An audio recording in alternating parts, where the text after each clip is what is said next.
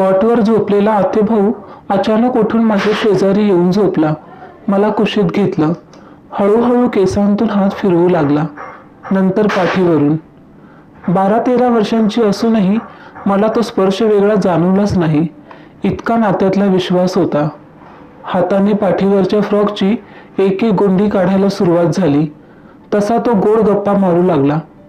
आपण तुला आज नवीन ड्रेस आणूयात, चालेल ना? मीही खुश होते. हो, आणूयात की. बरं, तू सांग कोणत्या रंगाचा आणायचा आणि कसा हवाय सांग बरं. असं म्हणत त्याने मांडीवरून हात फिरवायला सुरुवात केली. मला काहीच घाण वाटत नव्हतं. तरीही मी सरकन बाजूला व्हायला लागले. तशी त्याने मला घट्ट मिठीत घेतलं आणि पुन्हा लाड करू लागला, जसा लहानपणापासूनच करायचा. मग जरा वेळ गेला की पुन्हा अंगावरून आणि गालावरून हात फिरवणं चालू झालं. मी म्हटलंही, असं करू नकोस, मला गुदगुल्या होत आहेत. तर त्याने नवीन ड्रेसचं माप घेतोय असं सांगून एक एक वीत करत खांद्यापासून सुरू केलं ते तळ पायापर्यंत. मला हे सगळंच गंमतशीर वाटत होतं. मी जरा दूर गेले की काहीतरी गोड बोलून तो जवळ ओढू लागला.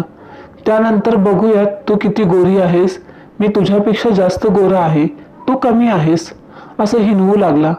माझ्या अंगातला अल्लडपणा मला महागात पडणार होता. आता पुढे. लहान वयात मनावर झालेल्या जखमा बहुतेक जन्मभर भळभळत राहतात. 12-13 वर्षांची असेल. मोठी बहीण 18व्या वर्षीच लग्न होऊन सासरी गेलेली. घरची परिस्थिती तशी बेताचीच असल्यामुळे आतेभावांकडून कायमच मदतीचा हात असायचा. त्या ओझ्याखाली आई बाबा कायमच दबलेले असायचे. बरं, हे कळायचं माझं वय नव्हतं. आम्ही गावाकडे राहत असू तर आतेभावंड पुण्यात. दर महिना 2 महिन्यांनी एखादी चक्कर होत असे.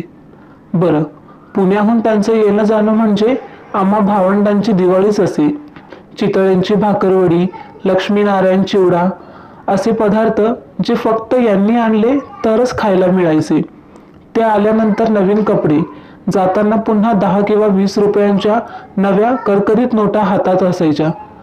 अशी भावंड मिळायला भाग्यच लागतं, असं शेजार-पाजारची मुलं खूप जळायची आमच्यावर. वह्या पुस्तकांपासून सगळंच नवकोरं मिळायचं. बाबांचा तर आपल्या भाच्यांवर प्रचंड विश्वास होता. त्यापेक्षा जास्त प्रेम बाबांनी भाच्यांच्या शिक्षणासाठी केलेली तुटपुंजी मदत होती. आज त्याचं फळ त्यांना मिळत होतं, त्यामुळे तेही खुश व्हायचे. एकदा 2-3 दिवस आईबाबांना गावाला जायचं होतं. त्यामुळे माझी आणि भावाची रवानगी गावातच असणाऱ्या दूरच्या मावशीकडे होणार होती. सगळं ठरलं होतं, पण अचानक आतेभाऊ येऊन ठेपला. तोही 2-3 दिवस राहायच्या तयारीनेच आला होता. मग हो नाही करत त्यानेच आम्हा भावंडांना 2-3 दिवस सांभाळायची जबाबदारी घेतली. जेवायची सोय मावशी करेल असं ठरलं. मला तर भयंकर आनंद झाला की तो खूप लाड करेल, फिरायला नेईल, खूप मज्जा येणार होती. पहिला दिवस खूप मजेत स्वप्नगत गेला. आई बाबा नसल्याची जराही कमी जाणवली नाही. दुसऱ्या दिवशीची रात्र माझ्या आयुष्यातली काळ रात्र ठरेल याची किंचितही जाणीव झाली नव्हती. मायेने डोक्यावरून पाठीवरून फिरणारे हात मला ओरबाडणार आहेत याची खबरही नव्हती. शुक्रवारचा दिवस चांगला गेला. शनिवारी सकाळची शाळा होती, पण मला काही केलं जाग आलीच नाही. भाऊ, जो 2च वर्षांनी मोठा होता, तो NCCच्या शिबिराला निघूनही गेला. मी मात्र गार झोपेतच होते. कॉटवर झोपलेला आतेभाऊ अचानक उठून माझ्या शेजारी येऊन झोपला. मला कुशीत घेतलं. हळूहळू केसांतून हात फिरवू लागला, नंतर पाठीवरून. 12-13 वर्षांची असूनही मला तो स्पर्श वेगळा जाणवलाच नाही. इतका नात्यातला विश्वास होता. हाताने पाठीवरच्या फ्रॉकची एक एक गोंडी काढायला सुरुवात झाली. तसा तो गोड गप्पा मारू लागला. आपण तुला आज नवीन ड्रेस आणूयात, चालेल ना? मीही खुश होते. हो, आणूयात की. बरं, तू सांग कोणत्या रंगाचा आणायचा आणि कसा हवाय सांग बरं. असं म्हणत त्याने मांडीवरून हात फिरवायला सुरुवात केली. मला काहीच घाण वाटत नव्हतं. तरीही मी सरकन बाजूला व्हायला लागले. तशी त्याने मला घट्ट मिठीत घेतलं आणि पुन्हा लाड करू लागला, जसा लहानपणापासूनच करायचा. मग जरा वेळ गेला की पुन्हा अंगावरून आणि गालावरून हात फिरवणं चालू झालं. मी म्हटलंही, असं करू नकोस, मला गुदगुल्या होत आहेत. तर त्याने नवीन ड्रेसचं माप घेतोय असं सांगून एक एक वीत करत खांद्यापासून सुरू केलं ते तळ पायापर्यंत. मला हे सगळंच गंमतशीर वाटत होतं. मी जरा दूर गेले की काहीतरी गोड बोलून तो जवळ ओढू लागला. त्यानंतर बघूयात तू किती गोरी आहेस, मी तुझ्यापेक्षा जास्त गोरा आहे, तू कमी आहेस, असं हिणवू लागला. माझ्या अंगातला अल्लडपणा मला महागात पडणार होता. मग हाताला हात लावून बघ कोण गोरा आहे असा खेळच सुरू झाला. अंगाशी लगट सुरू झाली. त्याचा वाढलेला श्वास, बदललेली नजर, आवाजातली थरथर जडपणा मला जाणवू लागला. तशी मी दादा काय झालं रे, असं का करतोयस अशी विचारणा केली. तसं त्याने खसकन मला मिठीत घेतलं आणि फ्रॉक वरती करून कोवळ्या स्तनांना कचाकच चावू लागला. मी ओरडू नये म्हणून पूर्ण शक्तीनिशी माझ्या तोंडावर हात दाबून धरला. भीतीने मी पुरती गळून गेले होते. तोंडातून आवाज येणंही बंद झालं होतं. पिसाळलेल्या कुत्र्यासारखा माझ्या कोवळ्या अंगाचे चावे घेऊ लागला. मनसोक्त वरती खेळून झालं की योनीत बोटं घालून ओरबाडू लागला. तोंडाने आणि जिभेनं मनसोक्त उपभोग घेऊ लागला. मी सुन्न होऊन पडले होते. काहीच समजत नव्हतं. जागचं हलताही येत नव्हतं. तासाभराने तो भानावर आला. मला मिठीत घेऊन धसाडस रडू लागला. त्याला काय वाटलं मला माहिती नाही. मग जबरदस्ती मला उचलून नेऊन आंघोळ घातली, कपडे घातले, वेणी घातली. माझे डोळे कोरडे नि ठक्क उघडे होते. बाकी शरीरावर काय नि किती घाव ओरखडे आहेत हे बघायची हिंमत सुद्धा नव्हती. त्यानंतर एखाद्या निष्प्राण बाहुलीसारखी मी 3-4 तास पडून होते. तो आवरून मावशीकडे जाऊन डब्बा घेऊन आला, पण माझी अवस्था बघता पुरता घाबरून गेला होता. बहुतेक उद्या आईबाबांची काय रिॲक्शन असेल या भीतीने गारठून गेला होता. माझ्याशी बोलून समजूत काढत होता की लग्न झाल्यानंतर हे सगळं करायचंच असतं हे सांगत होता. माझ्या जखमांवर तेल लावत होता, फुंकर घालत होता. रडत का नाहीयेस, तुला काय त्रास होतोय, कुठे कुठे दुखतंय विचारत होता. मला कसलंच काहीच कळत नव्हतं. जागेवरून उठून शू करायला जाण्याइतपतही चालता येत नव्हतं. सतत थेंब थेंब शू होत होती. अंगाखालची चादर सतरंजी ओली झाली होती. हा माझी काळजी घेऊ लागला होता. त्याचबरोबर निघायची तयारीही करत होता. आई बाबा आले की सटकायचंय हे ठरवलं होतं. सगळं घर आवरून ठेवलं होतं. संध्याकाळी मावशी भिशीसाठी कॉलनीत आली. बाहेरून आवाज देऊ लागली. तसा हा घाबरला. दार उघडायच्या आधी मला धमकावलं. मावशीला काही सांगायचं नाही असं कबूल करून घेतलं. मावशी आली. रात्री घरीच जेवायला या असं सांगून निघून गेली.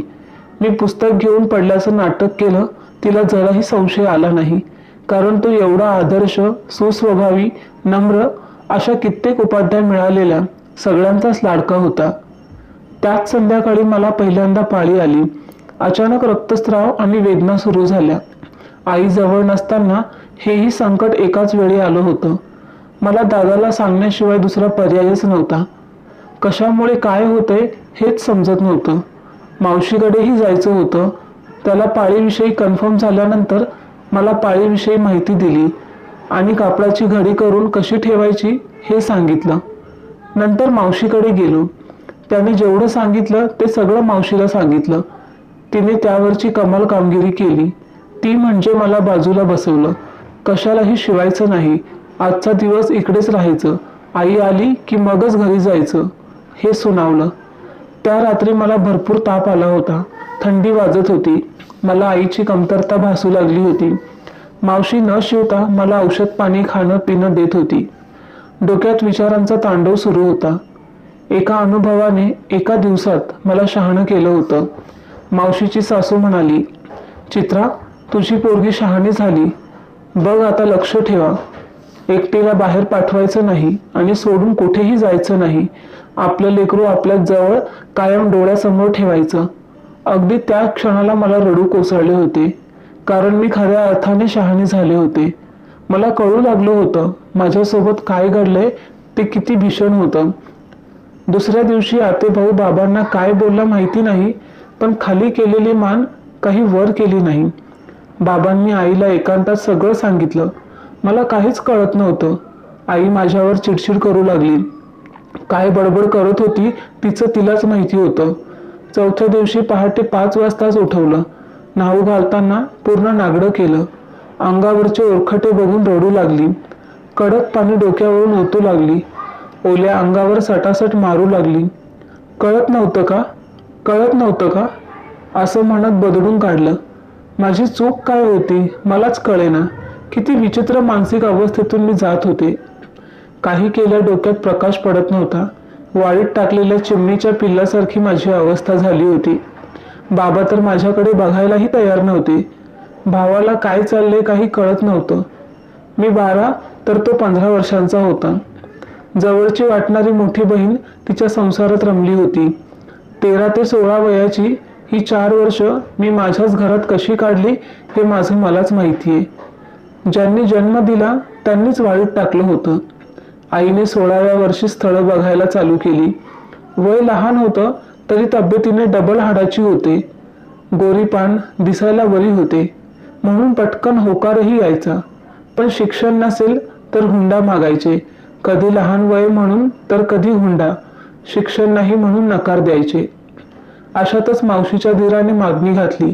1 रुपया हुंडा नको, काहीच नको, फक्त लग्न करून द्या असं सांगितलं. बैठक बसली. त्यातच साखरपुडा उरकला. आमच्या दोघांच्या वयात तब्बल 12 वर्षांचं अंतर होतं. मुलगा रंगाने काळा होता पण स्वभावाने चांगला होता. शिवाय 1ही रुपया हुंडा नाही. पुण्यात चांगल्या पगाराची नोकरी, घर हे सगळंच पथ्यावर पडलं होतं. तशी पटपट सगळंच ठरवलं. महिन्याभरातच लग्नाची तारीखही ठरली. तब्बल 4 वर्षांनी लग्नाच्या निमित्ताने तोच आतेभाऊ घरी आला होता. लग्नानंतर काही दिवसांनी असं कळलं की लग्नाचा सगळा खर्च त्यानेच केला होता. खरं तर हे 4 वर्षांपूर्वीच ठरलं होतं. त्याने बाबांना घडलेलं सगळंच सांगितलेलं होतं. माफी मागितली होती. लवकर लग्न लावून द्या, खर्च मी करतो असं सांगून गेला होता. सगळ्यांचंच सगळं खरं झालं. पण माझ्या आयुष्याची पुरती वाट लागली होती. आता झालेला नवरा माझ्या इच्छेशिवाय माझ्यावर दररोज बलात्कार करत होता. ना प्रेम, ना काळजी, ना सुख. फक्त रात्रंदिवस मिळेल त्या संधीचा फायदा घेणे एवढाच आमच्यातला जिव्हाळा होता. 17वं वय संपता संपता एका मुलाची आई झाली. 21व्या वयात दुसरी मुलगी झाली. मधल्या काळात 2 वेळा ॲबॉर्शन झाली. मी फक्त उपभोगली जात होते. 22व्या वर्षी फॅमिली प्लॅनिंगचं ऑपरेशनही झालं. नवऱ्याला गोरी बायको मिरवायला मिळते एवढंच काय ते कौतुक होतं. आता कुठे कळायला लागले खरं सुख कशात असतं. सेक्स हे बलात्कार नसून तरल भावना आहे. खूपदा संधी मिळूनही कधीच वाकडं पाऊल पडलं नाही याचा अभिमान आहे असंही म्हणावं वाटत नाही. आज हे मोकळेपणाने मांडले कारण लिहिताना प्रत्येक ओळीनंतर माझी घुसमट कमी होत जावी. मला मोकळा श्वास घेता यावा एवढंच कारण आहे. माझ्या आयुष्यात कधीच रंगीत गुलाबी फुल फुलले नाहीत. पण आज या ब्लॅक रोज इंडिया ने माझ्यातली घुसमट दूर केली. या लिखाणातला शब्द न शब्द खरा आहे. यातून काही बोध घेता आलं तर निश्चिंत घ्या. कुठल्याही परिस्थितीत मुलांना एकटं पाडू नका. जरी चुकले असतील तरी प्रेमाने त्यांच्या पाठीशी उभे राहा. त्यांना तुमच्या आयुष्यातून बेदखल करू नका. जर आई वडील पाठीशी असतील ना तरच मुलं अशा घटनांतून पुन्हा सावरू शकतात. तर मित्रांनो, आजची ही कथा तुम्हाला कशी वाटली हे आम्हाला कमेंट करून नक्की सांगा. आणि ही कथा जर तुम्हाला आवडली असेल तर व्हिडिओला लाईक करा, शेअर करा आणि तुम्ही जर या चॅनलवर नवीन असाल तर आपल्या या अनुभवी कविता आणि गोष्टी या मराठी चॅनलला सबस्क्राईब करायला अजिबात विसरू नका.